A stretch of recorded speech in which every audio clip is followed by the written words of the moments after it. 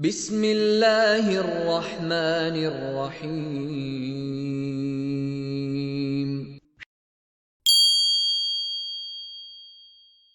شروع اللہ کے نام سے جو رحمان و رحیم ہے۔ اور تمہیں یاد ہے وہ واقعہ جب تم نے ایک شخص کی جان لی تھی، پھر اس کے بارے میں جھگڑنے اور ایک دوسرے پر قتل کا الزام تھوپنے لگے تھے، اور اللہ نے فیصلہ کر لیا تھا کہ جو کچھ تم چھپاتے ہو اسے کھول کر رکھ دے گا۔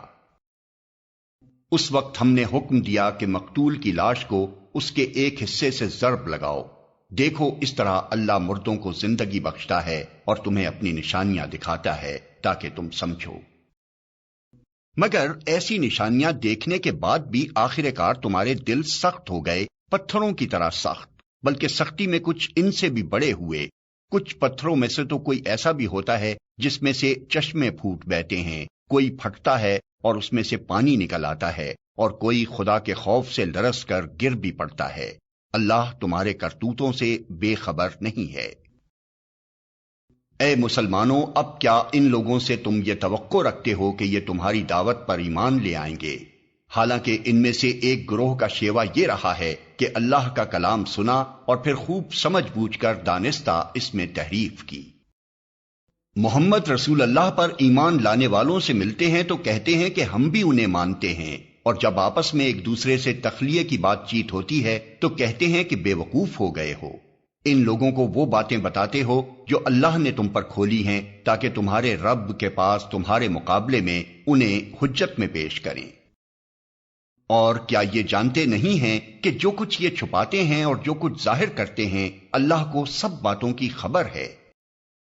ان میں ایک دوسرا گروہ امیوں کا ہے جو کتاب کا تو علم رکھتے نہیں، بس اپنی بے بنیاد امیدوں اور آرزوؤں کو لیے بیٹھے ہیں اور محض وہم و گمان پر چلے جا رہے ہیں۔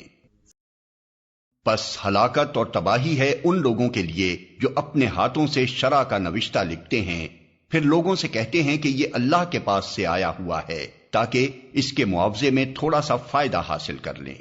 ان کے ہاتھوں کا یہ لکھا بھی ان کے لیے تباہی کا سامان ہے، اور ان کی یہ کمائی بھی ان کے لیے موجب ہلاکت۔ وہ کہتے ہیں کہ دوزخ کی آگ ہمیں ہرگز چھونے والی نہیں، الا یہ کہ چند روز کی سزا مل جائے تو مل جائے۔ ان سے پوچھو کیا تم نے اللہ سے کوئی عہد لے لیا ہے جس کی خلاف ورزی وہ نہیں کر سکتا؟ یا بات یہ ہے کہ تم اللہ کے ذمے ڈال کر ایسی باتیں کہہ دیتے ہو جن کے متعلق تمہیں علم نہیں ہے کہ اس نے ان کا ذمہ لیا ہے۔ آخر تمہیں دوزخ کی آگ کیوں نہ چھوئے گی؟ جو بھی بدی کمائے گا اور اپنی خطاکاری کے چکر میں پڑا رہے گا وہ دوزخی ہے، اور دوزخ ہی میں وہ ہمیشہ رہے گا۔ اور جو لوگ ایمان لائیں گے اور نیک عمل کریں گے وہی جنتی ہیں، اور جنت میں وہ ہمیشہ رہیں گے۔